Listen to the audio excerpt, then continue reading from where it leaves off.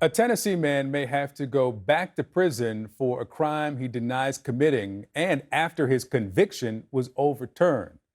By the time a U.S. District Court freed Thomas Clardy in 2023, he'd already spent 17 years in prison for a triple shooting that resulted in the death of one person. In a ruling overturning Clardy's conviction, the judge said that the case was based on paltry and exceedingly weak evidence.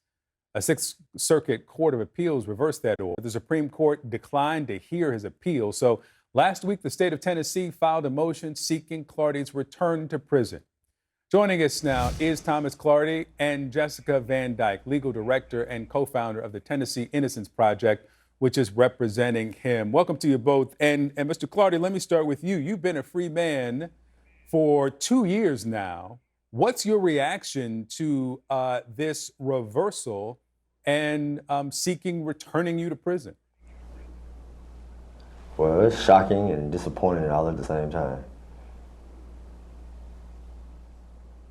I'm not able to hear you.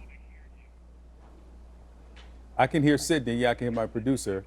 There might be an audio. There you go. I can hear you now. Give me that answer again. What's your reaction to what is being sought? Yes, it's shocking and very disappointing. Jessica, to you, this decision was not based on any new evidence. It wasn't based on any new witness, it was really about the lack of a witness. Explain that. Yeah, thank you for having us this morning to talk about a case that, Thomas is living in real time here today. And this is an extremely rare situation where a federal court overturned the conviction based on a legal argument, and now it has been reinstated.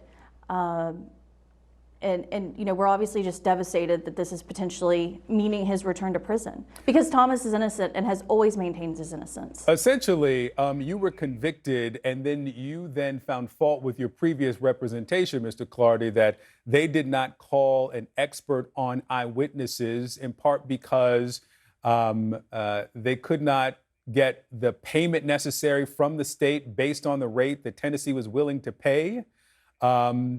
And then that was used as kind of the justification for trying to return you to prison. Jessica, to you, how common is state appeal of an overturned conviction? And then moreover, the reinstatement of a conviction?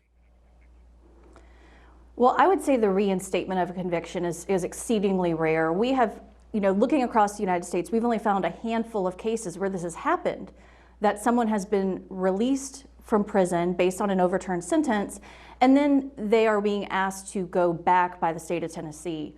So across the United States, only a handful of cases, but what's so extraordinary, not only about this situation, is about who Thomas is as a person. We've been working together for over a decade now to try to prove his innocence, and he is an extraordinary person who really, we hope the governor will show mercy and not allow this travesty to occur. Has there been communication with the governor's office? We filed clemency petitions in April, and it's typically a lengthy process, but we certainly hope that the governor's office is taking note and really looking at the extraordinary record that Thomas has built while he's been out of custody the last 19 months. Thomas, tell me about, have you prepared yourself for the possibility of having to return to prison for a crime you say you did not commit?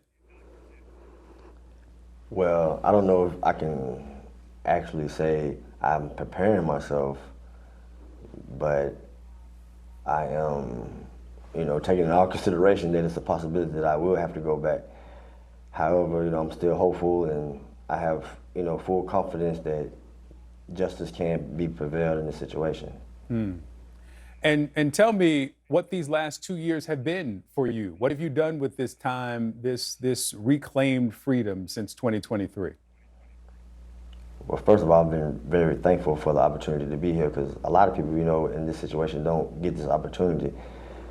And I have, built a strong relationship in the community by, working with children and helping them, uplift them, and try to motivate them to become better people. And I've been working, constantly, just trying to prove who I am.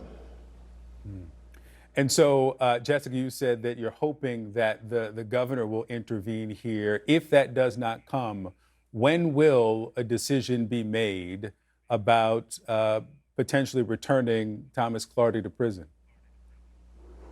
So that's a bit of an unknown at this point. We do have some remaining issues in federal habeas litigation that I'm unable to comment on because we still have pending litigation. But what we did decide to do was go ahead and file a clemency petition with the governor because, you know, kind of cutting through all of the noise, the governor has the opportunity to really put an end to this case. Thomas has for 20 years now, going on 20 years, said he did not commit this crime. We believe the evidence certainly points away from Thomas. And so, you know, we certainly hope that the governor will look at the letters that have been sent in, the people in the community who are saying they've met Thomas and what a volunteer and servant-oriented person he is, you know, just rave reviews for who he is. And so we hope the governor will take note of that.